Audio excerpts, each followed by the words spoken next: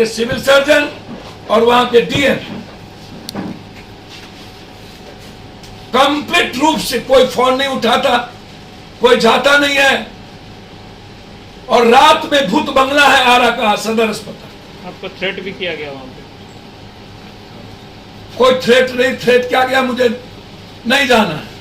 तो हमने कहा लॉ को तो मैं ब्रेक करूंगा नहीं। कल आप कहेंगे कि कोरोना के लॉ को तोड़ दिया, तो इससे बेहतर है हमने वहां के लोगों से हम मिले। गिरफ्तारी की धमकी दी गई शायद? नहीं, कोई गिरफ्तारी की धमकी नहीं, पूरा का पूरा नक्शेस था। यदि ऐसी होती, मुझको लगता है कि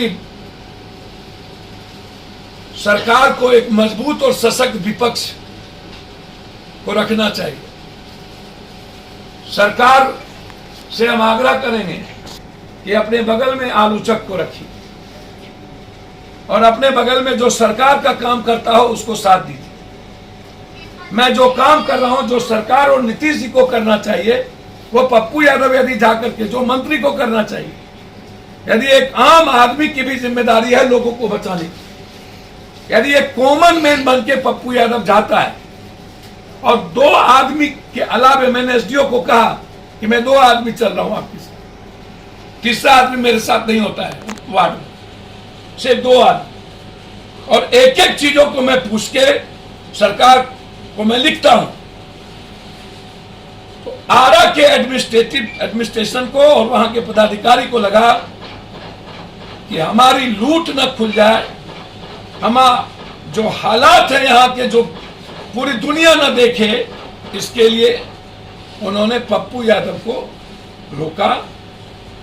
मैं धन्यवाद देता हूं कि मैं हमेशा राजनीति नहीं करूंगा। मुझे ऐसा नहीं लगता कि सरकार की कोई भूमिका इसमें हो। एडमिनिस्ट्रेशन अपनी नाकामी और गलती को छुपाने के लिए, और स्वास्थ्य विभाग जो यहां किलर विभाग जिसको हम कहते हैं, जहां पर कंप्लीट रूप से जल्लादों को बैठा। कल हमारे एमएलए साहब भूख हड़ताल पर थे और डीएम ने शाम में समझौता किया इनसे। एक भी आरा में एक भी जांच घर नहीं खुला हुआ है, प्राइवेट जांच घर बंद। सीटी स्कैन और अल्ट्रासाउंड जो पॉजिटिव का हो रहा है वो उनके लोग ले जाकर के बाजार से करवा रहे हैं, तो कोरोना नहीं होगा।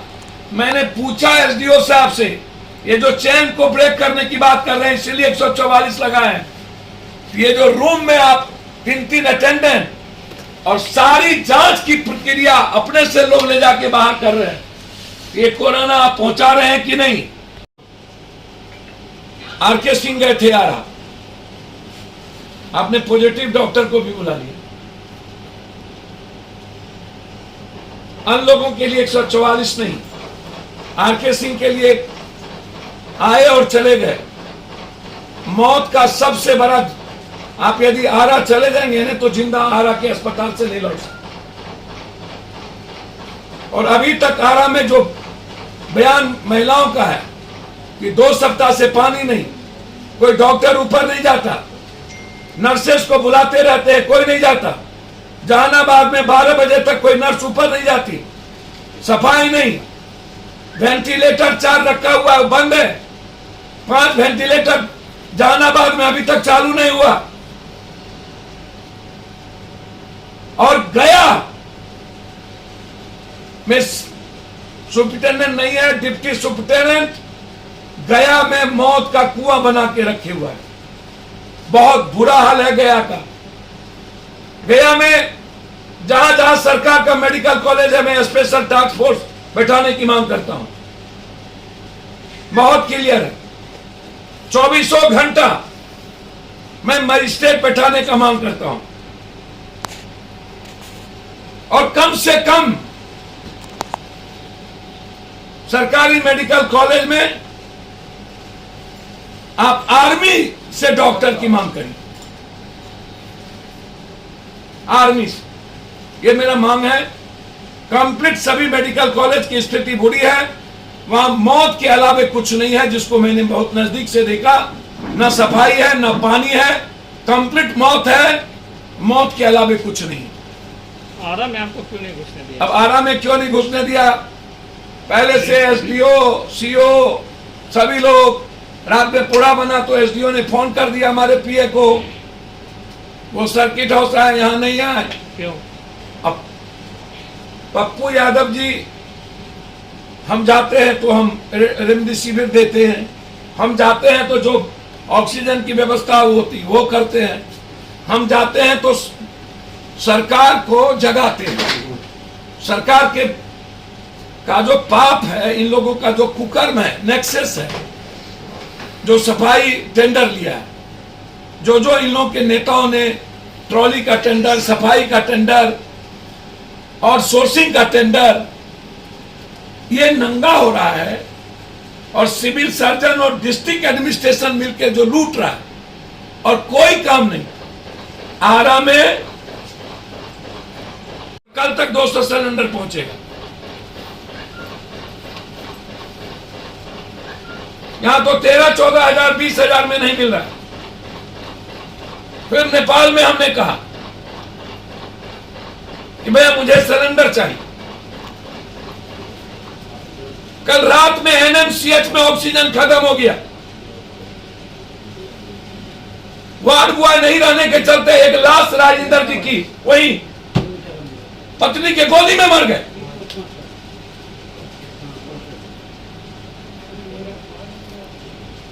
और अंतिम सबसे बड़ी बात आप समझिएगा इसको, सरकारी अस्पताल में जो भी डॉक्टर हैं एनएमसीएच पीएमसीएच में, वो इसीलिए ऑक्सीजन बंद कर देते हैं, ऑक्सीजन कम कर देते हैं रात में, या वहां पर कोई स्टाफ नहीं होता, नर्सिंग्स नहीं होते, डॉक्टर नहीं होते, इलाज सही नहीं होता, ताकि सरकारी अस्पताल से लोग छोड़ के उनके नर्सिंग होम में जाए। ये बड़ी गहरी साजिश है। ये मैंने बहुत गंभीरता से देखा कि ऑक्सीजन नाम उठता है पीएमसीएच और एनएमसीएच का, और रास्ते से 2 गाड़ी ऑक्सीजन के चले जाते हैं कहीं। मैं मांग करता हूं बिहार सरकार से, एनएमसीएच, पीएमसीएच और आईजीएमएस के नाम पर जो ऑक्सीजन की गाड़ी जितनी डेली भरी जाती है, वो कितनी गई और कितनी खपत हुई और कितना ऑक्सीजन है, ये पब्लिक डोमेन में लाना चाहिए। क्योंकि एनएमसीएच का और पीएमसीएच का ऑक्सीजन प्राइवेट नर्सिंग होम में जा रहा है, और जो वेंडर है वो कंप्लीट प्राइवेट नर्सिंग होम और अन्य लोगों को दे रहा है। हम सरकार से मांग करते हैं कि एक ऐसी व्यवस्था करिए ताकि पटना में रहने वाले और आने वाले जो घर पर क्वारंटीन है वह अपने सिलेंडर में ऑक्सीजन भरवा सके। 200 रुपया फिक्स कर दीजिए, 3000 रुपया लिया जाता है।